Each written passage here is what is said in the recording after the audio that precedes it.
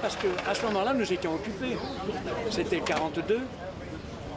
Et Goebbels nous avait envoyé un émissaire pour voir si Pagnol se déciderait un jour à faire partie de la Continentale, c'est-à-dire du cinéma européen.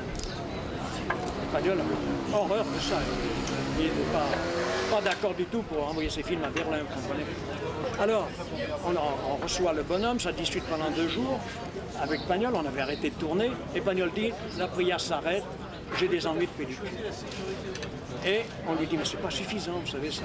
Parce que l'armée allemande vous fournira de la pellicule si vous avez signé, méfiez-vous. Alors, on a provoqué un accident physique sur la personne de Pagnol. Alors, on a fait comme si Pagnol avait reçu un éclat de projecteur et j'ai dû faire une photo de Pagnol qui se promène avec Josette, avec la main sur son œil, une photo truquée, quoi. Un bandeau. Pagnol arrête la prière aux étoiles, un éclat de projecteur, là, fait une petite carbille dans l'œil, enfin bref, tout ça. Et toute la presse en a parlé, les Allemands ont lu ça, ils ont dit Pagnol ne tourne plus, bon, ça va. Et on n'a plus été embêtés. Alors à ce moment-là, on a recommencé un autre film, et on avait arrêté la prière aux étoiles. Et c'est André Hugon qui est arrivé et qui avait préparé, parce que vous savez, dès que Pagnol s'arrêtait, les studios n'étaient pas courts, il n'y en avait pas 4, à Marseille il y en avait un. Tous les réalisateurs étaient sur la côte. Dès qu'il y avait le studio de libre, il y avait un producteur qui arrivait et qui tournait. Et Pagnol avait donné toute son équipe et son studio au suivant.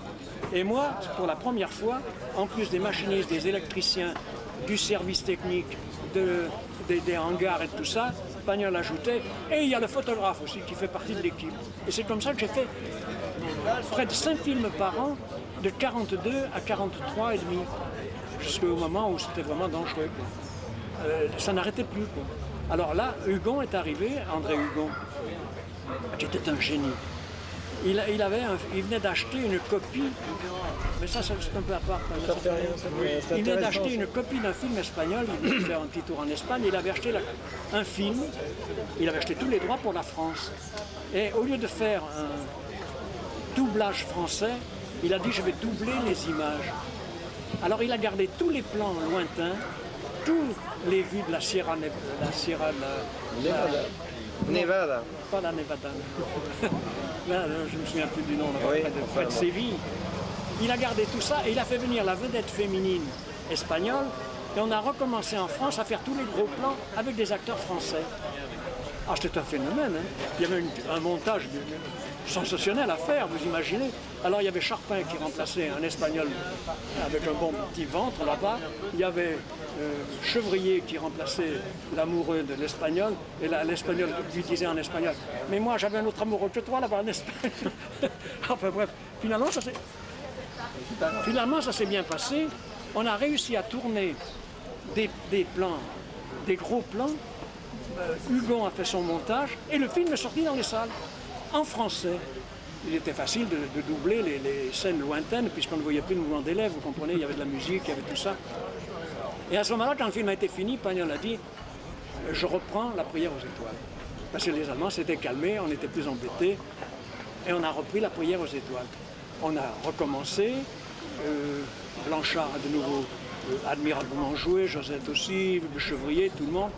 Et puis à un certain moment, Pagnol de nouveau reçoit une invitation de ce fameux émissaire de Goebbels. Il a dit ça ne peut pas continuer comme ça. Et là, il a décidé d'arrêter le film.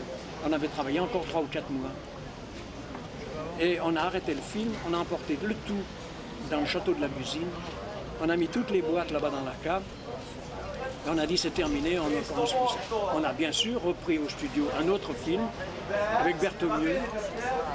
Berthemieux qui attendait son tour, lui aussi. Et on a tourné La Croisée des Chemins, ou quelque chose comme ça.